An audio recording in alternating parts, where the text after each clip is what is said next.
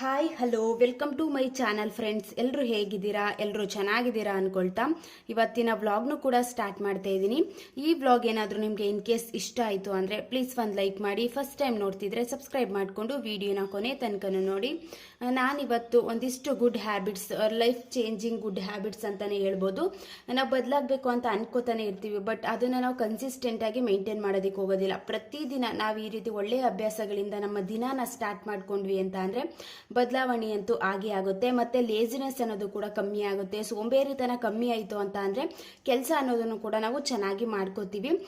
ಯಾವುದೇ ರೀತಿ time wasting ಅಂತೂ ಮಾಡೋದಕ್ಕೂ ಕೂಡ ಹೋಗೋದಿಲ್ಲ.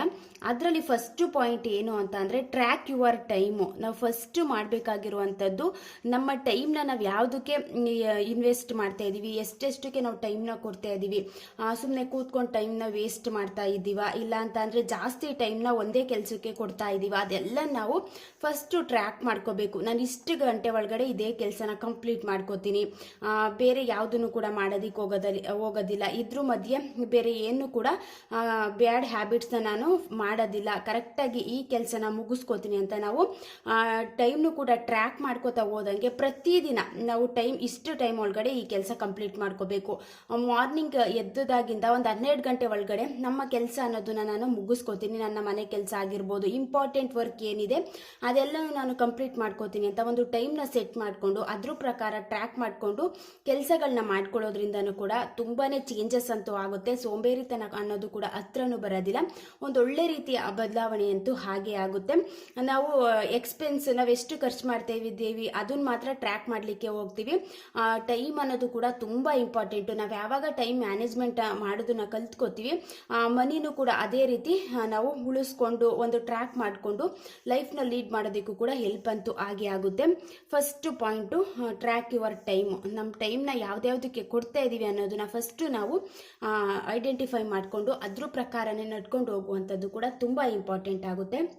ನೆಕ್ಸ್ಟ್ ಏನು ಅಂತ ಅಂದರೆ ಅನ್ಫಾಲೋ ನೆಗೆಟಿವ್ ಪೀಪಲ್ಸ್. ನಾವೇನಾದರೂ ನೆಗೆಟಿವ್ ಪೀಪಲ್ನ ಫಾಲೋ ಮಾಡ್ತಾ ಇದ್ರೆ ಅದನ್ನು ಫಸ್ಟು ನಾವು ಬಿಡುವಂಥದ್ದು, ಬ್ರೇಕ್ ಮಾಡುವಂಥದ್ದು ಕೂಡ ತುಂಬ ಇಂಪಾರ್ಟೆಂಟು.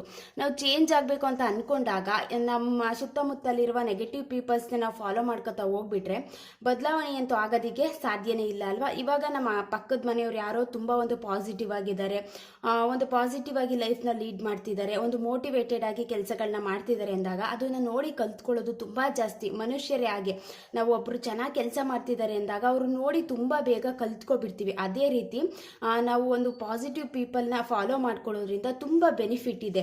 ನಾವು ನೆಗೆಟಿವ್ ಪೀಪಲ್ನ ಫಾಲೋ ಮಾಡ್ಕೋತಾ ಹೋದಂಗೆ ನಮ್ಮಲ್ಲೇ ಒಂದಿಷ್ಟು ನೆಗೆಟಿವ್ ಹ್ಯಾಬಿಟ್ಸ್ಗಳು ಕೂಡ ಸ್ಟಾರ್ಟ್ ಆಗಿಬಿಡ್ತವೆ. ಚೆನ್ನಾಗಿ ಲೈಫ್ನ ಲೀಡ್ ಮಾಡೋದಕ್ಕೂ ಕೂಡ ಆಗೋದಿಲ್ಲ.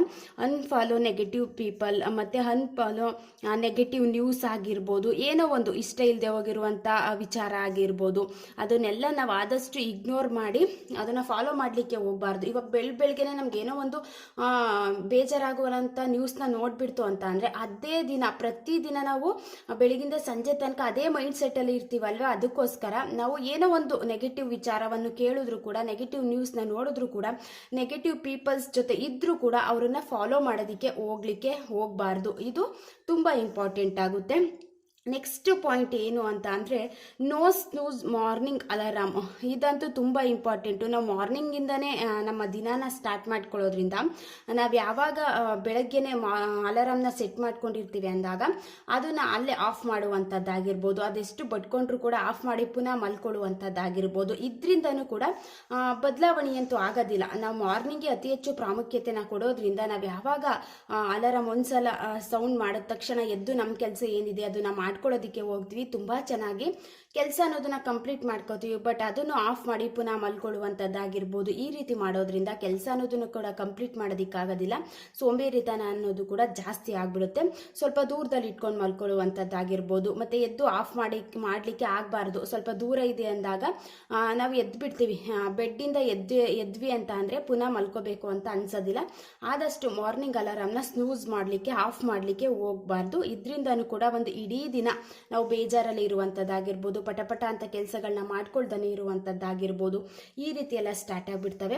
ನೆಕ್ಸ್ಟ್ ಏನು ಅಂತ ಅಂದರೆ ಪ್ರತಿದಿನ ನಾವು ಗ್ರ್ಯಾಟಿಟ್ಯೂಡ್ನ ಬರೆಯುವಂಥದ್ದು ಕೂಡ ತುಂಬ ಇಂಪಾರ್ಟೆಂಟು. ನಾವು ಇದ್ದೀವಿ, ನಾವು ಕೂಡ ಜೀವಿಸ್ತಾ ಇದ್ದೀವಿ, ಇವತ್ತಿನ ದಿನ ಎದ್ದಿದ್ದೀವಿ, ಏನು ತೊಂದರೆ ಇಲ್ದೇ ನಮ್ಮ ದಿನಾನ ಕೂಡ ಸ್ಟಾರ್ಟ್ ಮಾಡ್ಕೊಂಡಿದ್ದೀವಿ ಅಂದಾಗ ಒಂದು ಗ್ರ್ಯಾಟಿಟ್ಯೂಡ್ನ ಬರೆಯೋದ್ರಿಂದನೂ ಕೂಡ ಒಂದು ದೇವರಿಗೆ ಥ್ಯಾಂಕ್ಸ್ ಅಂತ ಹೇಳುವಂಥದ್ದಾಗಿರ್ಬೋದು, ಐ ಆಮ್ ಹ್ಯಾಪಿ ಅಂತ ಹೇಳ್ಕೊಳ್ಳುವಂಥದ್ದಾಗಿರ್ಬೋದು. ಪ್ರತಿದಿನ ಗ್ರ್ಯಾಟಿಟ್ಯೂಡ್ ಬರೀತಾ ನಮ್ಮ ದಿನಾನ ಸ್ಟಾರ್ಟ್ ಮಾಡ್ಕೊಳ್ಳೋದ್ರಿಂದನೂ ಕೂಡ ಒಂದು ಪಾಸಿಟಿವ್ ಬದಲಾವಣೆ ಅಂತೂ ಆಗೇ ಆಗುತ್ತೆ ಅಲ್ವಾ. ನಾವು ಇದ್ದೀವಿ, ನಾವು ಕೂಡ ಒಂದು ಹ್ಯಾಪಿಯಾಗಿ ಲೈಫ್ನ ಲೀಡ್ ಮಾಡ್ತಾ ಇದ್ದೀವಿ ಅಂತ ಅಂದರೆ ಗ್ರ್ಯಾಟಿಟ್ಯೂಡ್ ಅನ್ನೋದು ಬರೆಯೋದ್ರಿಂದನೂ ಕೂಡ ತುಂಬ ಹೆಲ್ಪ್ ಆಗುತ್ತೆ. ನಮಗೂ ಕೂಡ ಏನೋ ರಿಲೀಫ್ ಅನ್ನೋದು ಸಿಗುತ್ತೆ. ಪ್ರತಿದಿನ ಬರೆಯೋದನ್ನ ಅಭ್ಯಾಸ ಮಾಡ್ಕೊಳ್ಳೋದ್ರಿಂದನೂ ಕೂಡ ತುಂಬಾ ಬೆನಿಫಿಟ್ ಅನ್ನೋದು ಕೂಡ ಜಾಸ್ತಿ ಆಗಿದೆ. ನೆಕ್ಸ್ಟ್ ಪಾಯಿಂಟ್ ಏನು ಅಂತ ಅಂದರೆ ಪ್ರತಿದಿನ ನಾವು ಮನೇನ ಒಂದು ಸೆಕ್ಷನ್ನ ಡಿವೈಡ್ ಮಾಡಿಕೊಂಡು ಡಿಕ್ಲಟರಿಂಗ್ ಆ್ಯಂಡ್ ಆರ್ಗನೈಸಿಂಗ್ ಮಾಡ್ಕೊಳ್ಳುವಂಥದ್ದಾಗಿರ್ಬೋದು.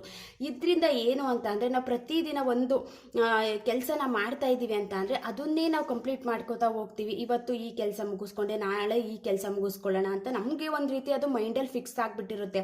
ನಾವೇನು ಮಾಡ್ದೇ ದಿನಾನ ಹಾಗೆ ವೇಸ್ಟ್ ಮಾಡ್ತಾ ಇದ್ದೀವಿ ಅಂತ ಅಂದರೆ ಅದೇ ರೀತಿ ನಾವು ಫಾಲೋ ಮಾಡ್ಕೋತಾ ಹೋಗ್ಬಿಟ್ಟಿರ್ತೀವಿ. ನಾವು ಯಾವಾಗ ಒಂದು ಚಾಲೆಂಜ್ ಅಂತ ತಗೊಂಡು ಇವತ್ತಿನ ದಿನ ನಾನು ಈ ಸೆಕ್ಷನ್ನ ನಾನು ಡಿವೈಡ್ ಮಾಡಿಕೊಂಡು ಅದನ್ನು ನಾನು ಎಲ್ಲನೂ ಕ್ಲೀನ್ ಮಾಡಿಕೊಂಡು ಆರ್ಗನೈಸ್ ಮಾಡ್ಕೋತೀನಿ ಅಂತ ಪ್ರತಿದಿನ ನಾವು ಕ್ಲೀನ್ ಮಾಡ್ಕೊಳ್ಳುವಂಥದ್ದಾಗಿರ್ಬೋದು, ಅದನ್ನು ನೀಟಾಗಿ ಆರ್ಗನೈಸ್ ಮಾಡ್ಕೊಳ್ಳುವಂಥದ್ದಾಗಿರ್ಬೋದು, ಇದು ವೆರಿ ಇಂಪಾರ್ಟೆಂಟ್ ಆಗುತ್ತೆ. ನಮ್ಮನ್ನು ಕೂಡ ನಾವು ಕೆಲಸ ಮಾಡ್ತಿದ್ದೀವಿ ಅನ್ನೋ ಫೀಲ್ ಬರುತ್ತೆ. ಮನೇಲಿದ್ದರೂ ಕೂಡ ನಾವು ಬ್ಯುಸಿ ಆಗಿದ್ದೀವಿ, ನಾವು ಯಾವುದೇ ರೀತಿ ಟೈಮ್ನ ವೇಸ್ಟ್ ಮಾಡ್ತಾ ಇಲ್ಲ ಅನ್ನೋ ರೀತಿ ಒಂದು ಪಾಸಿಟಿವ್ ಫೀಲ್ ಅಂತೂ ಬಂದೇ ಬರುತ್ತೆ.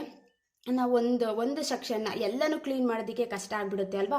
ಪ್ರತಿದಿನ ಒಂದೊಂದೇ ಕ್ಲೀನ್ ಮಾಡ್ಕೋತಾ ಇದ್ದೀವಿ ಅಂತ ಅಂದರೆ ಲಾಸ್ಟ್ ಭಾನುವಾರ ಎಲ್ಲನೂ ಒಂದ್ಸಲ ಕ್ಲೀನ್ ಮಾಡಿಕೊಂಡು ಮನೆಯೇ ಆರಾಮಾಗಿ ನಾವು ಈಸಿಯಾಗಿ ಡಿಕ್ಲಟರಿಂಗ್ ಅಂತೂ ಮಾಡ್ಕೊಳ್ಳೋದಕ್ಕೂ ಕೂಡ ಹೆಲ್ಪ್ ಅಂತೂ ಆಗೇ ಆಗುತ್ತೆ.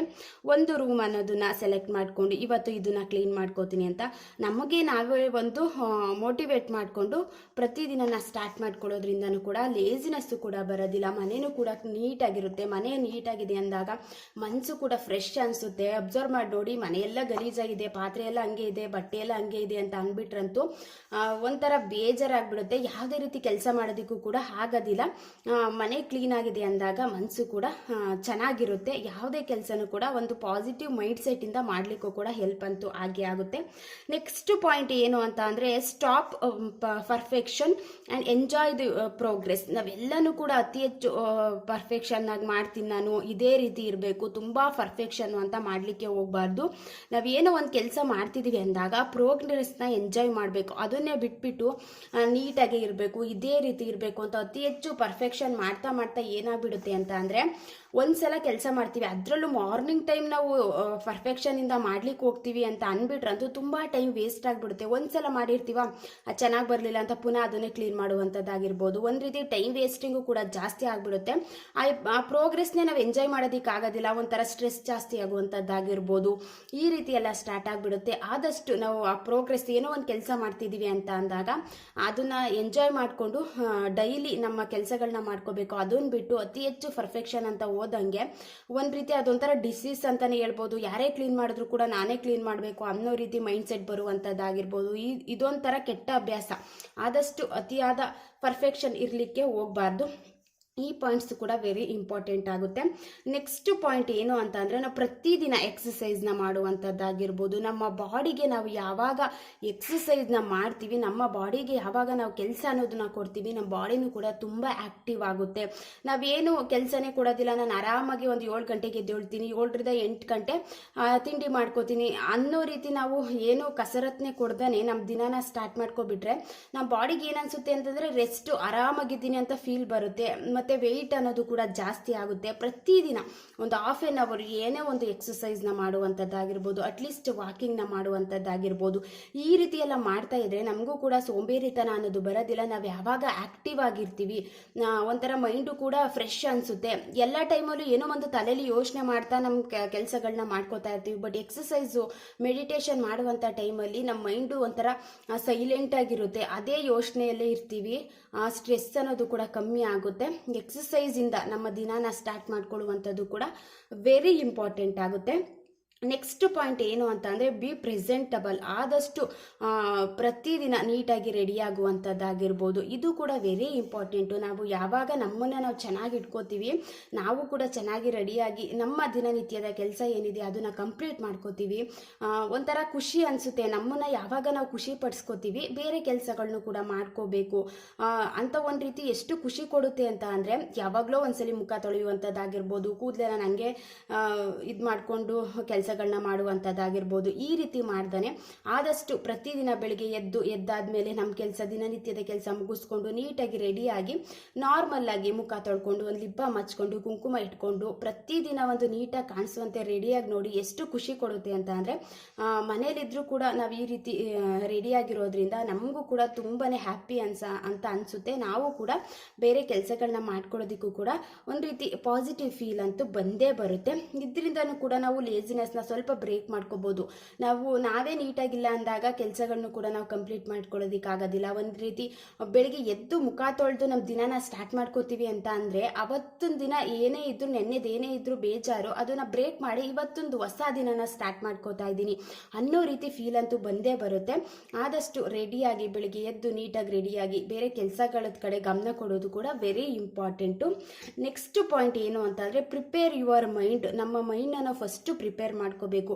ನಾನು ಇವತ್ತೊಂದು ದಿನ ಈ ಕೆಲಸನ ಮಾಡ್ಕೋತೀನಿ, ಇಷ್ಟು ಕೆಲಸನ ನಾನು ಕಂಪ್ಲೀಟ್ ಮಾಡ್ಕೋತೀನಿ ಅಂತ ನಮ್ಮ ಮೈಂಡ್ಗೆ ಫಸ್ಟು ನಾವು ಪ್ರಿಪೇರ್ ಅನ್ನೋದನ್ನ ಮಾಡ್ಕೊಬಿಟ್ರೆ ಅದ್ರ ಪ್ರಕಾರನೇ ನಾವು ನಡ್ಕೋತಾ ಒಂದು ಇಡೀ ದಿನನ ಕಳಿತೀವಿ. ನಾವೇ ಮೈಂಡ್ ಪ್ರಿಪೇರ್ ಮಾಡ್ಕೊಂಡಿಲ್ಲ, ಏನೋ ಒಂದು ಮಾಡಬೇಕು ಅದನ್ನು ಕಂಪ್ಲೀಟ್ ಮಾಡ್ಕೊಳ್ಳೋಣ ಅನ್ನೋ ರೀತಿ ಮೈಂಡ್ ಸೆಟ್ಟಲ್ಲಿ ಇದ್ಬಿಟ್ರೆ ಅದೊಂಥರ ಯಾವುದನ್ನೋ ಮಾಡೋಕ್ಕೋಗಿ ಇನ್ನೊಂದು ಮಾಡೋ ರೀತಿ ಆಗಿಬಿಡುತ್ತೆ. ನಮ್ಮ ಮೈಂಡ್ನ ನೀಟಾಗಿ ಪ್ರಿಪೇರ್ ಮಾಡಿಕೊಂಡು ನಾನು ಇಷ್ಟು ಕೆಲಸನ ಕಂಪ್ಲೀಟ್ ಮಾಡೇ ಮಾಡ್ತೀನಿ ಅಂತ ಒಂದು ಮೈಂಡ್ಗೆ ಹೇಳ್ಕೊಂಡು ನಮ್ಮ ದಿನಾನ ಸ್ಟಾರ್ಟ್ ಮಾಡ್ಕೊಳ್ಳೋದ್ರಿಂದನೂ ಕೂಡ ಒಂದು ಲೇಜಿನೆಸ್ ಅನ್ನೋದು ಕೂಡ ಬರೋದಿಲ್ಲ. ಒಂದು ಲೈಫ್ ಚೇಂಜಿಂಗ್ ಗುಡ್ ಹ್ಯಾಬಿಟ್ಸ್ ಅಂತಲೇ ಹೇಳ್ಬೋದು.